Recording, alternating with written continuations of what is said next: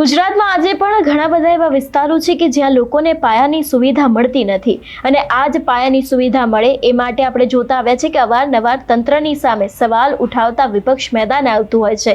ત્યારે ફરી એક વખત આપના રેશમા પટેલ આ દરેક સ્થાનિક પ્રશ્નોને લઈને મેદાને આવ્યા છે। વિગતે ચર્ચા કરીએ સમગ્ર વિષયની। નમસ્કાર, હું હંસિની અને તમે જોઈ રહ્યા છો નિર્ભય ન્યૂઝ।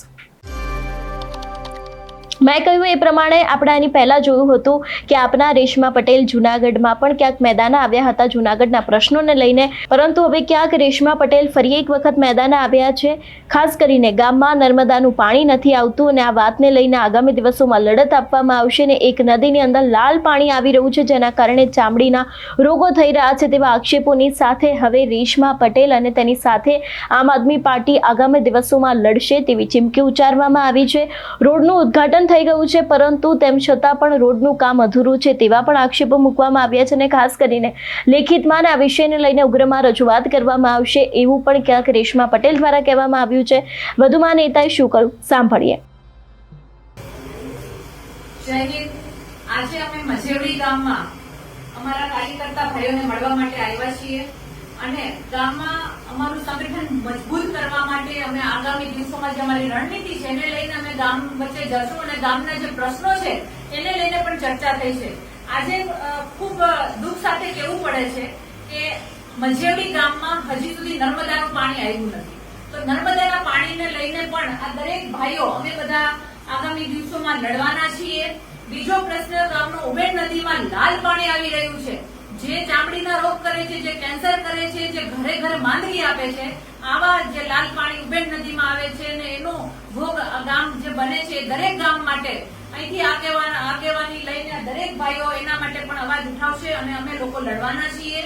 આ ગામનો ત્રીજો પ્રશ્ન એવો છે કે જર્જરિત ટાંકો જેને પાડવાનો છે, જેની આજુબાજુ ઘણી સ્કૂલો આવેલી છે, ઘણો ભરચક વિસ્તાર છે, આ ટાંકો પાડતા નથી, તો આ ટાંકા પાડવા માટેનું પણ અમે રજૂઆત કરવા જવાના છીએ। ચોથો પ્રશ્ન ગટરનો છે, જે ગટર ઘણા સમયથી બનવાની વાત છે, મંજૂર થઈ ગયેલા પ્રોજેક્ટો છે પણ હજી સુધી એની અમલવારી કરી નથી અને એક નવાઈની વાત એ છે કે જે રોડ ગામને બાજુમાં જે રોડ છે આ રોડ જે છે એ રોડ પણ ઉદ્ઘાટન થઈ ગયું, રોડનું ઉદ્ઘાટન થઈ ગયું અને ધારાસભ્ય આવીને ઉદ્ઘાટન કરી ગયા પણ અમે તમને આ રોડના દ્રશ્યો પણ બતાવશું, આ રોડ હજી પણ અધૂરો છે। એટલે આવા અસંખ્ય પ્રશ્નો ગામડે ગામડે છે, ખેડૂતોના પ્રશ્નો તો રહેવાના જ છે પણ સાથે સાથે પ્રાથમિક સુવિધાઓના જે પ્રશ્નો છે એની પણ આજે આ ગામમાં ઉણપ છે। એટલે દરેક મજેવડી ગામના જાગૃત નાગરિકો સાથે મળી આગામી દિવસોમાં અમે ગામની દિવસે મુલાકાત લેશું અને આ દરેક પ્રશ્નોને લઈને લેખિતમાં અને લોક જાગૃતિના કાર્યક્રમ કરશું અને આપણે બધા મજબૂત થઈને આપણું સંગઠન પણ મજબૂત કરશું। તો જોરદાર ભારત માતાની જય જયકાર બોલવાની છે। બોલો ભારત માતા કી જય, વંદે માતરમ, જય જવાન જય કિસાન। ધન્યવાદ। એટલે જે પ્રમાણે હવે અત્યારે હાલ ક્યાંક વિસાવદર બાદ આમ આદમી પાર્ટી એક્ટિવ જોવા મળી રહી છે।